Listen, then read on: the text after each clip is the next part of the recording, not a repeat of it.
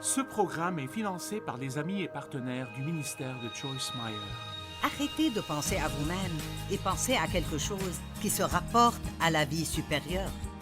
Et ne vous concentrez pas trop sur vos fautes non plus, cela peut vous rendre égoïste aussi. Vous dites c'est possible? Oui, absolument. Eh bien vraiment, ceci ne va pas en moi, cela ne va pas en moi. Même ceci peut vous garder de vous concentrer sur ce que Dieu veut que vous fassiez.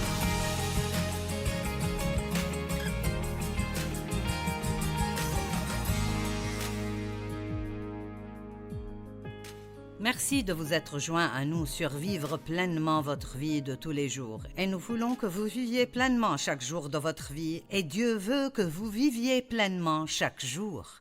Et je suis sûre que certains pensent, avec les problèmes que j'ai, c'est impossible. Mais je vous dirai une façon aujourd'hui qui pourrait vous aider à vivre pleinement votre vie. Je veux vous parler aujourd'hui de vivre généreusement. J'appelle cela vivre au-delà de vous-même. La plupart d'entre nous pensent que si nous obtenons ce que nous voulons, si nous obtenons juste les choses que nous voulons, alors nous serons heureux. Mais la vérité est que les choses ne peuvent pas vous rendre heureux. Vous aurez peut-être un plaisir momentané, mais cette nouvelle chose devient une chose ancienne et ensuite vous devez avoir une autre chose pour vous rendre heureux. Mais j'ai trouvé dans la parole de Dieu et d'après ma propre expérience. Et l'expérience est importante parce que la Bible dit que nous apprenons par la parole de Dieu et les expériences de la vie. Et quand je lis quelque chose dans la Bible qui est une promesse, mais ensuite j'en fais l'expérience, ça rend cela doublement plus efficace. Et donc, la Bible nous enseigne que l'une des façons dont nous pouvons vraiment être heureux, et j'ai découvert cela de la parole et de mon expérience, c'est d'arrêter de penser à vous-même et de faire autant que vous le pouvez pour d'autres personnes. Dans Galates 6, il dit « Pratiquons le bien envers tous, et surtout envers les frères en la foi ».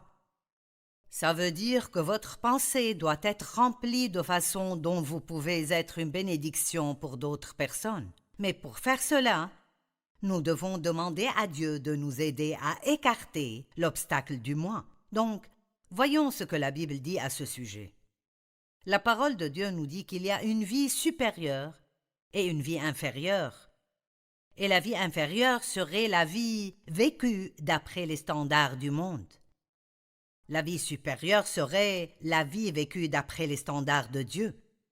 Si vous pensez à cela, le monde dirait « Obtenez tout ce que vous voulez pour vous-même, vous le méritez, rendez-vous heureux et la vie sera bonne. » Mais en fait, c'est la vie inférieure. Dieu dit « Ne pensez pas à vous-même, demandez-moi ce que vous voulez, jetez vos fardeaux sur moi et faites-moi confiance pour faire ce que je sais est le meilleur pour vous et utilisez votre temps, votre argent, vos ressources et vos efforts pour être une bénédiction pour d'autres personnes, et c'est la vie supérieure, et vous aurez une joie que vous ne connaîtrez jamais si vous vivez la vie inférieure. Marc 8, 34 et 35 dit « Puis, ayant appelé la foule avec ses disciples, il leur dit « Si quelqu'un veut venir après moi, vous n'allez pas aimer cette partie. Mais n'éteignez pas votre télé, je veux que vous écoutiez. Si quelqu'un veut venir après moi, qu'il renonce à lui-même, aïe, s'oublie, s'ignore, se déshérite et se perde de vue, lui et tous ses intérêts. Cela ne semble pas être amusant. Vous ne pourriez pas faire applaudir beaucoup de personnes avec ce verset. Qu'il se charge de sa croix et qu'il me suive. Donc la croix que nous devons porter n'est pas la pauvreté, ni la maladie, ni les plaies, ni les désastres, ni la misère. Nous entendons des gens dire « c'est juste la croix que je dois porter dans la vie ». Ce n'est pas ce qu'est la croix que Jésus veut que nous portions est de vivre généreusement. Et oui, faites des choses pour vous-même, occupez-vous de vous-même, mais ne perdez pas l'équilibre quand il s'agit de ce qui est en premier dans votre vie. Faites d'autres personnes une priorité et vivez pour les aider. Maintenant, je ne dis pas de plaire aux gens. Ce n'est pas ce dont je parle. Mais quand vous aidez d'autres personnes à cause de votre amour pour Dieu, vous plaisez alors à Dieu. Et si nous tous nous faisions cela, le monde serait impressionné par ce que c'est que d'être chrétien. Et vous ne pourriez plus trouver de place à l'Église pour quiconque de plus. Le problème est que nous prêchons aux gens et ensuite ils nous voient faire l'opposé. Mais une chose que vous ne pouvez pas ignorer est le véritable amour. Vous savez, nous faisons beaucoup de travail missionnaire et je crois vraiment que beaucoup de personnes ont tellement de douleur qu'ils ne peuvent pas entendre ce que vous leur prêchez. Mais si vous leur montrez l'amour de Dieu, alors ils écouteront ce que vous avez à dire. Donc nous nourrissons des gens et nous amenons de l'eau propre dans des villages aux gens, dans des pays du tiers-monde, et nous aidons dans la délivrance de femmes qui ont été trafiquées, dans l'industrie sexuelle, nous aidons des femmes qui ont été battues, nous aidons des orphelins, nous bâtissons des écoles pour éduquer des enfants qui n'ont pas d'école où aller. Nous faisons tout ce que nous pouvons faire. Nous avons un ministère de prison, un ministère dans les hospices, tout ce que nous pouvons faire. Pourquoi? Jésus a dit, n'oubliez pas ces gens. Et il a dit, quand j'étais affamé, vous m'avez nourri, et ils ont demandé, quand avons-nous fait ça? Et il a dit, si vous avez fait cela pour le petit de ceux-ci, mes frères, vous l'avez fait pour moi. Dieu n'est pas juste dans nos vies, il n'a pas juste envoyé Jésus pour que nous puissions avoir tout ce que nous voulons, mais pour que nous puissions être une bénédiction pour d'autres personnes. Si vous faites tout ce que vous pouvez faire pour quelqu'un d'autre, les bénédictions de Dieu vous pourchasseront. Vous serez si bénis, vos besoins seront pourvus. Mais vous ne devrez pas passer votre temps à essayer de le faire pour vous-même. Occupez-vous des affaires de Dieu et il prendra toujours soin des autres. Car celui qui voudra sauver sa vie supérieure, éternelle, devra perdre la vie inférieure. Mais celui qui perdra sa vie, qu'il vit seulement sur cette terre à cause de moi et de la bonne nouvelle, sauvera sa vie spirituelle supérieure. Vous ne pouvez pas avoir les deux vies. Si vous voulez la vie supérieure, vous devez abandonner la vie inférieure, sinon vous n'aurez pas la vie supérieure. Paul a dit « Je suis déterminé de parvenir à le connaître et de connaître la puissance de sa résurrection. » Paul voulait vivre cette vie supérieure et il a dit « Pour pouvoir faire ceci, je devrais être déterminé. » Maintenant, écoutez, nous avons beaucoup de problèmes dans le monde, toutes sortes de problèmes dans le monde. Je veux dire, de gros problèmes. Partout où vous regardez, les gens parlent des problèmes. Les nouvelles sont pleines de tous les problèmes. Parfois, c'est si décourageant, vous devez détourner votre regard et trouver quelque chose à regarder exprès qui est bien. Mais dans 2 Timothée 3, 1 à 5, c'est un peu long, mais vous pouvez supporter 5 versets. Il dit « Sache que dans les derniers jours, il y aura des temps difficiles. Car les hommes seront égoïstes. » C'est pour cela que j'enseigne ce message aujourd'hui, parce que nous ne voulons pas être égoïstes. Nous devons nous aimer nous-mêmes d'une façon équilibrée, parce que Dieu nous aime. Parce que si vous ne vous aimez pas, alors vous ne pourrez certainement aimer personne d'autre. Mais je ne parle pas d'être amoureux de soi-même d'une façon égoïste. Je parle d'aimer ce que Dieu vous a créé pour que vous le soyez. Les hommes seront égoïstes, amis de l'argent, fanfarons, hautains, blasphémateurs, rebelles à leurs parents, ingrats, impies, insensibles, déloyaux, calomniateurs, intempérants, cruels, ennemis des gens de bien, traîtres, emportés, enflés d'orgueil, aimant le plaisir plus que Dieu. J'ai presque fini. Ayant l'apparence de la piété, mais reniant ce qui en fait la force. Puis il dit, éloigne-toi de ces hommes-là. Puis-je vous dire qu'avec qui vous passez du temps est très important, spécialement les personnes avec qui vous passez beaucoup de temps. Nous ne voulons pas ignorer les pécheurs, agir comme si nous étions meilleurs qu'eux. En fait, Jésus passait du temps avec des pécheurs tout le temps. Mais je dis, passez du temps avec des personnes comme ça tant que vous les affectez et elles ne vous infectent pas. Vous devez faire très attention avec qui vous passez beaucoup de temps parce que vous devenez comme ceux que vous fréquentez régulièrement. Si vous m'écoutez tous les jours à la télé, vous commencerez vite à dire des choses comme je l'ai dit. C'est la même chose pour moi. Si j'écoute quelqu'un tout le temps, je prendrai certaines de ses habitudes. Donc vous devez choisir qui vous fréquentez très attentivement. Faites attention quand vous êtes attiré par ce genre de situation et résistez-y. Éloignez-vous-en. Je vais vous parler d'un jeune homme qui avait une bonne vie, mais qui ne réalisait pas cela. Et il voulait que son père lui donne son héritage, bien qu'il fût toujours un jeune homme. Et la chose que vous ne comprenez pas à propos de la culture où il vivait est que c'était si insultant de dire à votre père « Donne-moi mon héritage » parce qu'essentiellement il disait « J'aimerais que tu sois mort pour avoir l'argent ». C'est intéressant pour moi que le père lui a donné ce qu'il voulait. Et vous savez, parfois, Dieu nous donne ce que nous voulons pour nous prouver que ce n'est pas vraiment ce que nous voulons. Après tout, savez-vous que certaines des choses que vous pensez peut-être vouloir pourraient être les pires des choses pour vous? Donc vous devez faire attention à combien vous essayez dur d'obtenir ce que vous voulez et vous assurer que vous laissez Dieu vous donner ce qu'il veut que vous ayez. Mais voici l'histoire. Le fils plus jeune dit à son père, il y a 2 frères dans cette histoire. « Mon père, donne-moi ma part d'héritage. » Maintenant, j'ai encerclé les mots « donne-moi » parce que ces 2 mots sont ce qui a presque ruiné sa vie. Et savez-vous ce dont le monde est rempli aujourd'hui? Des gens qui disent « donne-moi, donne-moi, donne-moi ». Ils ne cherchent pas à donner ou à être une bénédiction, ils cherchent ce que tout le reste du monde peut faire pour eux. Et le père fit le partage de ses biens entre ses fils.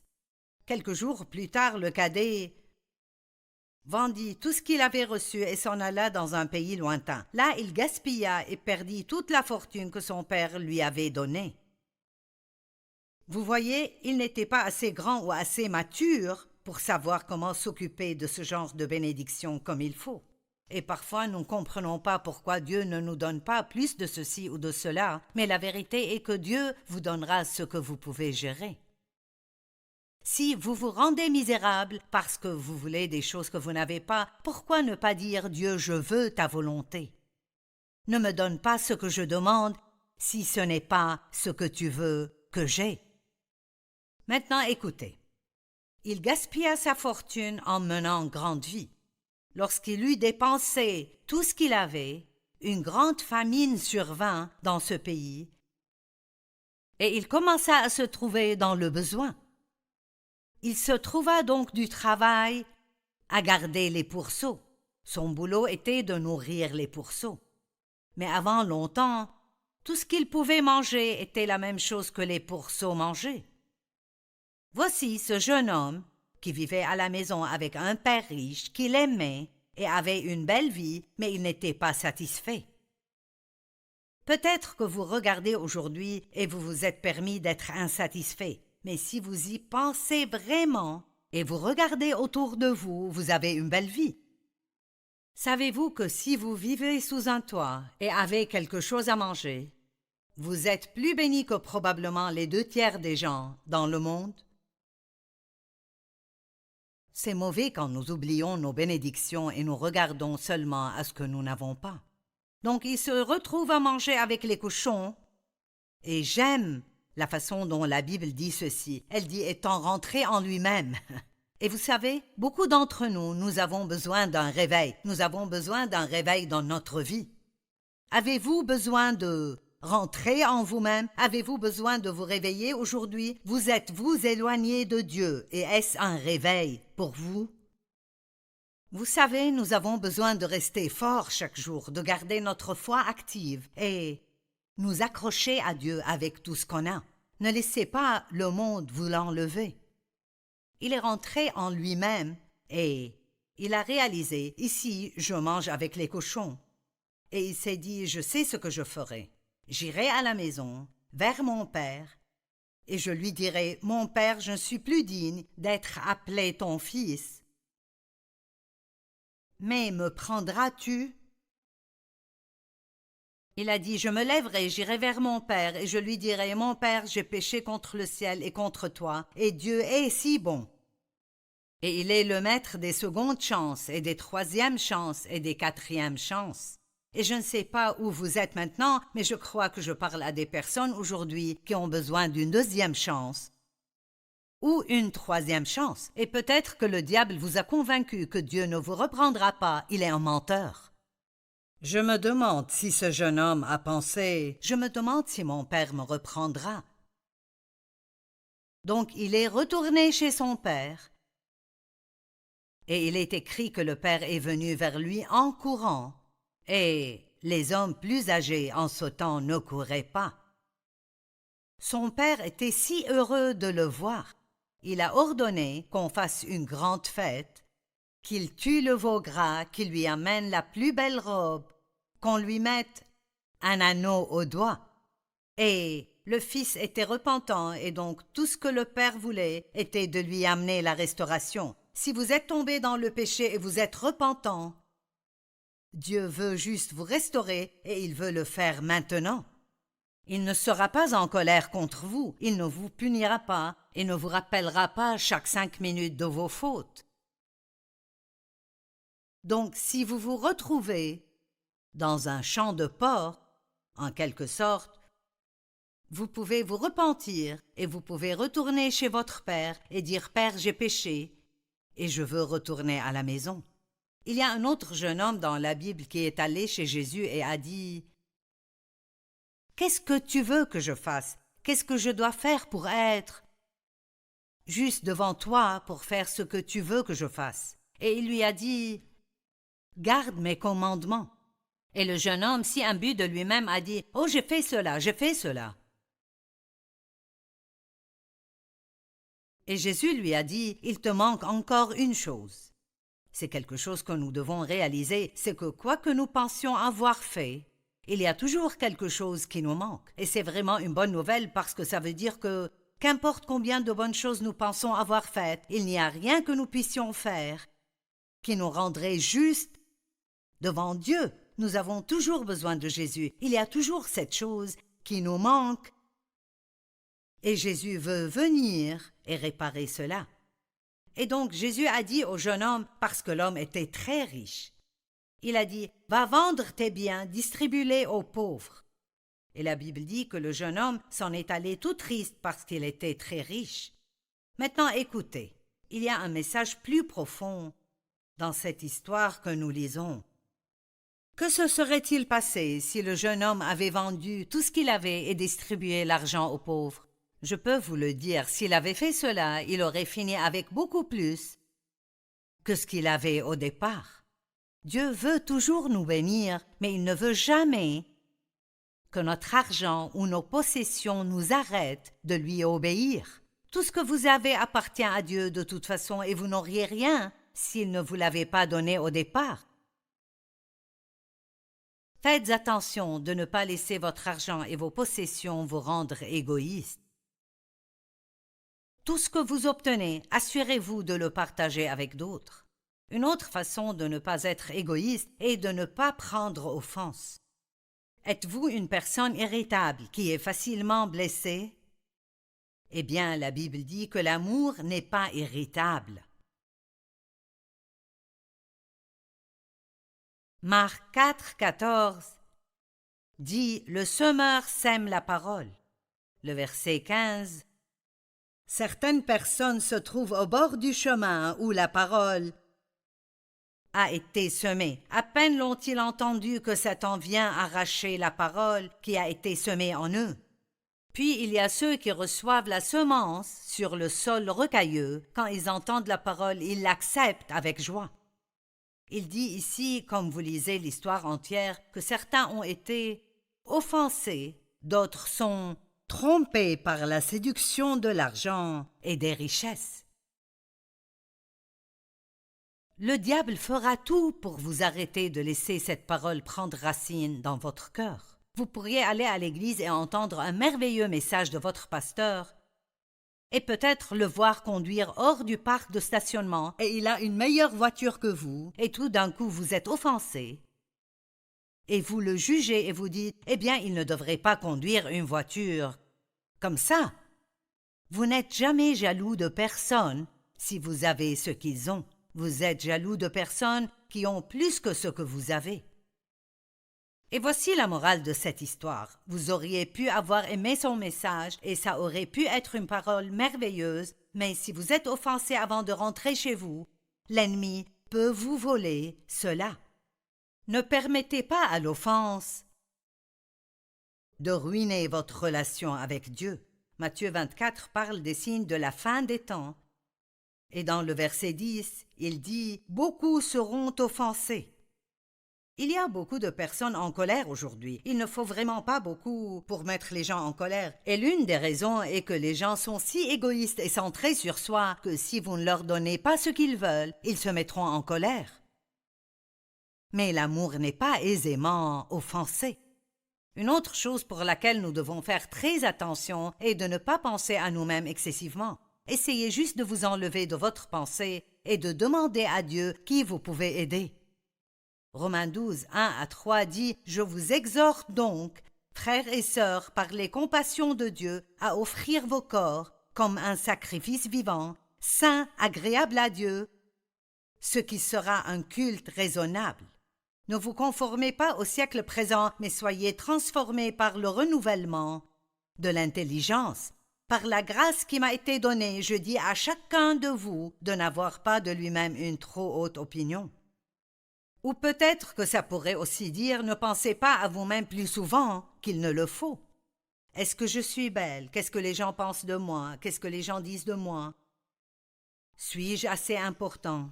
Arrêtez de penser à vous-même et pensez à quelque chose qui se rapporte à la vie supérieure.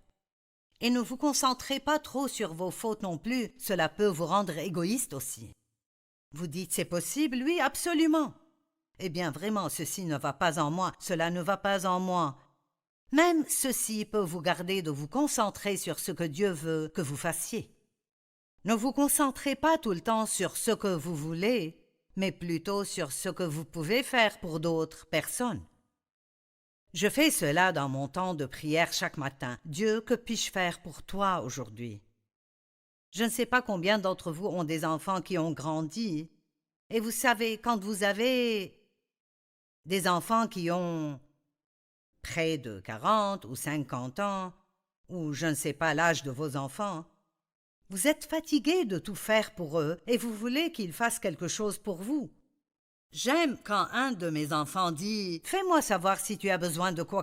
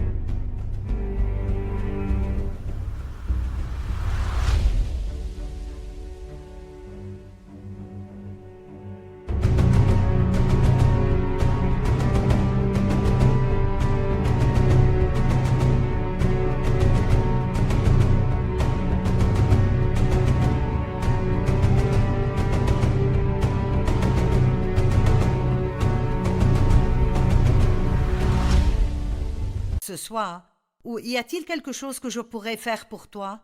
Vous savez, tous les parents veulent que leurs enfants arrivent à un point pivot où ils ne disent plus « Maman, j'ai besoin de ça, peux-tu faire ceci? Papa, peux-tu faire cela? Donne-moi, donne-moi, donne-moi. » Ils veulent entendre « Que puis-je faire pour toi, maman? Et pour toi, papa? » Dieu est vraiment pareil. Il ne veut pas que nous venions toujours à lui les mains ouvertes. Il veut que nous lui demandions « Que puis-je faire pour toi ?» Comment pourrais-je te servir? Comment pourrais-je être une bénédiction pour toi? Et tellement de fois Dieu vous montrera une personne dans le besoin. Jésus a dit, si vous avez fait cela au plus petit de mes frères, vous l'avez fait pour moi. Et si vous ne l'avez pas fait pour eux, alors vous ne l'avez pas fait pour moi.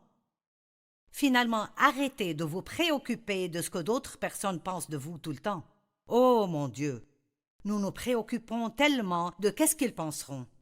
Est-ce qu'ils aiment ma tenue? Est-ce qu'ils aiment mes cheveux? Est-ce qu'ils pensent que je suis intelligente? Toutes ces personnes dont vous vous inquiétez, qu'est-ce qu'ils pensent de moi? Ils ne pensent probablement pas à vous du tout. Donc abandonnez tout cela et fixez votre pensée sur Dieu et ce que vous pouvez faire pour lui et comment vous pourriez être une bénédiction pour d'autres. Ceci est juste un cours. Petit message de 25 minutes aujourd'hui à propos de ne pas vivre une vie égoïste. Mais c'est l'un des messages les plus importants que vous pourriez entendre, parce que Jésus est venu pour que nous n'ayons pas à vivre pour et par nous-mêmes, mais devant et pour lui qui est mort pour nous.